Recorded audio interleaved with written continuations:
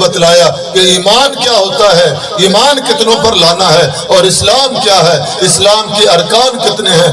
دعا کر دیں اللہ ہماری غفلتیں دور کر دے، اللہ ہماری سستیاں دور کر دے، اللہ ہم سے اپنے دین کا کام اخلاص کے ساتھ لے لے، اللہ ہم سے راضی ہو جائے۔ ہم سے پہلے جو دنیا سے چلے گئے اللہ ان کو جنت الفردوس میں جگہ دے، اللہ ہمارا خاتمہ بالخیر کرے۔ جن لوگوں نے یہ مجلس سجائی ہے، جنہوں نے پیسہ خرچ کیا، ٹائم خرچ کیا اور وسائل دیے، اللہ کے فضل سے اللہ تعالیٰ ان کے گھر بار میں برکتیں عطا فرمائے۔ آپ سب آئے، اللہ آپ کا آنا قبول فرمائے، اللہ آپ کے گھروں میں اپنی برکتیں رحمتیں نازل کرے، اللہ آپ کی اولاد کو کامیاب کرے۔ ہمارے علماء کرام لمبا سفر کر کے تشریف لا رہے ہیں، اللہ ان کا آنا قبول فرمائے۔ اور میرے بھائی، میرے دوست سفیان صاحب مجھے بھائی کہتے ہیں کہ 5 منٹ اور گفتگو کریں۔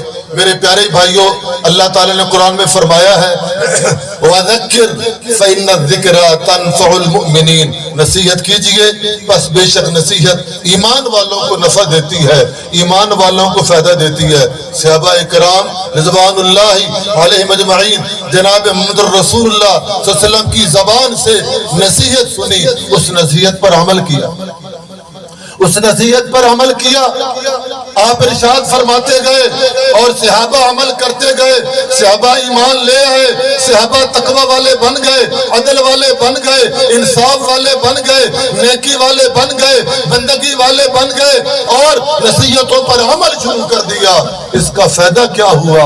اس کا فائدہ یہ ہوا کہ یہ صحابہ کرام روم لے گئے، ایران لے گئے، یمن لے گئے، مصر لے گئے، شام لے گئے، افغانستان لے گئے، دنیا پہ چھا گئے صحابہ کرام۔ کیوں؟ ایمان والے تھے، تقوی والے تھے۔ آج اتنے زیادہ مسلمانوں کے ملک، مسلمانوں کے علاقے، مسلمانوں کی فوجیں، مسلمانوں کی خفیہ ایجنسیاں، مسلمانوں کی جدید اسلحے، لیکن اس کے باوجود تمہارا فلسطین، تمہارا کشمیر، تمہارا شام، تمہارا عراق، تمہارا افغانستان، دنیا کیا کچھ کر گئی اس کے ساتھ۔ ایک وہ وقت تھا کہ دنیا کے اندر یہ اعلان تھا کہ جو بھی یہاں رہے گا مسلمانوں کو ٹیکس دے گا، چاہے وہ کوئی بھی ہو۔ کیوں؟ اسلام کی حکومت تھی، کلمے کی حکومت تھی، عدل کی حکومت تھی، انصاف کی حکومت تھی۔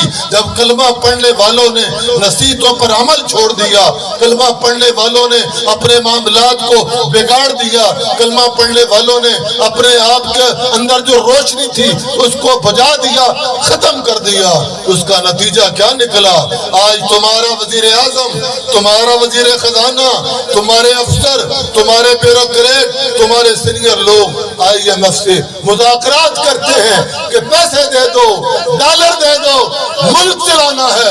ایک وہ وقت تھا، مدینہ کا بازار تھا، حضرت عمر بن خطاب رضی اللہ عنہ نے دیکھا کہ ایک بوڑھا آدمی بھیک مانگ رہا ہے، بوڑھا آدمی سوال کر رہا ہے، لوگوں سے مانگ رہا ہے۔ بلایا، کہا کون ہو اور یہ کیا کر رہے ہو؟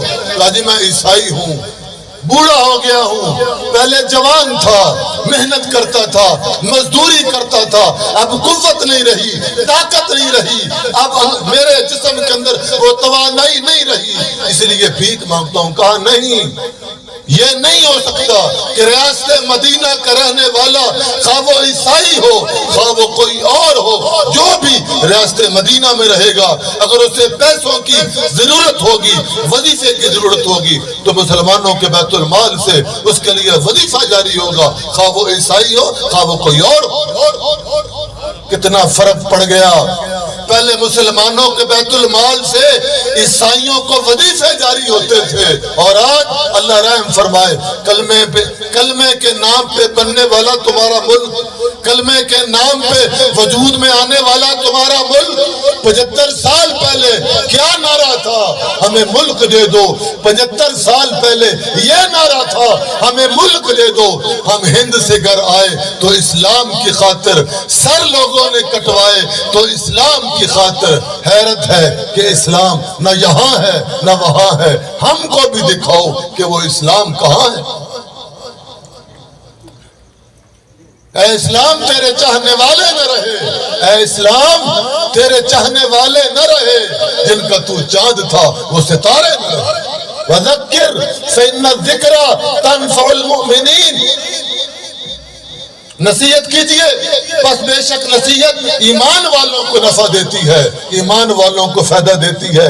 نصیحت کرنے گئے ننکانہ کے اندر، سکھوں کا بازار، سکھوں کی مارکیٹ، غیر مسلم دکاندار، مسلمان گئے، کلمہ پڑھنے والے گئے، کلمے کا اقرار کرنے والے گئے ننکانہ کے بازار میں کہ آؤ آج سکھوں کو دعوت دیتے ہیں، آج سکھوں کو تبلیغ کرتے ہیں، آج ان کو کلمے کی دعوت دیتے ہیں، آج ان کے سامنے کلمے کی بات رکھتے ہیں۔ مسلمان گئے، سکھوں کو کہا کہ کلمہ پڑھ لو، اسلام میں آ جاؤ، اسلام اختیار کر لو، اسلام قبول کر لو۔ سکھ انہوں نے کیا کہا؟ انہوں نے کہا پہلے اسلام کی بات بھی کر لیتے ہیں، ایک سوال کا جواب دے دو۔ ایسا کرتے ہیں کہ یہاں مسلمانوں کی دکانیں بھی ہیں اور ہماری دکانیں بھی ہیں، آپ مسلمان ہو، ہم غیر مسلم ہیں، ہم بھی اپنا سامان باہر روڈ پہ رکھتے ہیں، آپ بھی اپنا سامان روڈ پہ رکھ دیں، پتہ چل جائے گا کہ مال 1 نمبر کن کا ہے اور 2 نمبر کن کا ہے۔ کچھ سمجھ آئی؟ دل پہ چوٹ پڑی، ضمیر نے ملامت کی، بھائیو کلمے جیسی دنیا میں دولت نہیں ہے۔ اللہ کی قسم دنیا کی ہر چیز انسان کو مل جائے، دنیا کی ہر چیز، کیا رونق، کیا کر و فر، کیا سج دھج، کیا عہدہ، کیا حکومت، کیا طاقت، کیا قوت، کیا دولت، کیا عزت، کیا شہرت، دنیا کی ہر چیز انسان کو مل جائے، اللہ کی قسم اگر کلمہ نہیں ہے تو کوئی فائدہ نہیں۔ کلمہ دنیا کی سب سے بڑی نعمت ہے، اور یہ کلمہ اور یہ ایمان اور یہ اسلام اور یہ تقوی اور یہ نیکی اور یہ عبادت اور یہ بندگی اور یہ للہیت اور یہ خضوع، عزت، بلندی اللہ ان کو دیتا ہے جو اللہ کی بات کو مانتے ہیں، جو اللہ تعالیٰ کے بتائے ہوئے فرامین پر عمل کرتے ہیں۔ ابو جہل وڈیرا تھا، سردار تھا، چودھری تھا، روپے پیسے کا آدمی تھا، پنچایت کا آدمی تھا، دنیا میں سیاسی سماجی مقام رکھتا تھا، لیکن کلمہ نہیں تھا۔ اللہ نے دنیا میں بھی ذلیل کیا اور کل قیامت والے دن ذلت اس کا مقدر۔ حضرت بلال رضی اللہ عنہ کالے رنگ کے ہیں، حبشہ کے رہنے والے ہیں، غلام ہیں، دنیا میں سیاسی سماجی مقام نہیں رکھتے، لیکن کلمے کی وجہ سے، ایمان کی وجہ سے، عمل کی وجہ سے، اخلاص کی وجہ سے، دین اسلام پر عمل کی وجہ سے اللہ نے اتنی عزت دی، اتنی عزت دی کہ چلتے زمین پر ہے، آواز جنت میں ہے۔ مجھے معاف کر دینا بڑی معذرت کے ساتھ، سبحان اللہ کا کوئی فائدہ نہیں۔ ہاں ہو سکتا ہے فرشتے تو آپ کا جملہ لکھ دے، مجھے عمل والے مسلمان چاہیے، سچ بولنے والے، حلال کھانے والے، 5 نمازیں پڑھنے والے، اولاد کی تربیت کرنے والے، اللہ تعالیٰ سے ڈرنے والے، پہلی صف میں کھڑا ہونے والے، اللہ تعالیٰ سے ڈر کے زندگی گزارنے والے، ہمیں وہ مسلمان چاہیے۔ ہمیں خالی جلسوں میں سبحان اللہ کہہ کر ہمیں ان مسلمانوں کی کوئی ضرورت نہیں۔ عمل لے کے آؤ، زندگیوں میں عمل لاؤ، جتنا عمل کرتے جاؤ گے اللہ کی بارگاہ میں آپ کی عزت بڑھتی جائے گی، آپ کا مرتبہ بڑھتا جائے گا۔ صحابی رسول رضی اللہ عنہ آخری ٹائم ہے، دنیا سے جانے والے ہیں، جان نکلنے والی ہے، رونا شروع کر دیا، آنکھوں میں آنسو آ گئے۔ صحابہ اکرام نے کہا موت سے ڈر گئے ہو، موت کے وقت جان نکلنے والی ہے، رو رہے ہو؟ کہا نہیں، میں اس لیے نہیں رو رہا کہ میری موت آنے والی ہے، میں اس لیے رو رہا ہوں کہ میرا سفر بہت لمبا ہے، میرے پاس زیادہ راہ بہت تھوڑا ہے، اے کاش میں نے اور نیکیاں کر لی ہوتی۔ کبھی ہمیں بھی خیال آیا، کبھی ہم نے اپنے گھر میں مجلس سجائی ہو، اپنی بیٹی سے بیٹے سے پوچھا ہو کہ بیٹا آپ کی نماز کی کیا حالت ہے، نماز کی کیا کیفیت ہے؟ ہمارے گھروں میں تلاوت قرآن کا کیا معمول ہے، پردے کا کیا معمول ہے؟ ہمارے گھروں کے اندر دینی دینی معاملات کا کیا معمول ہے؟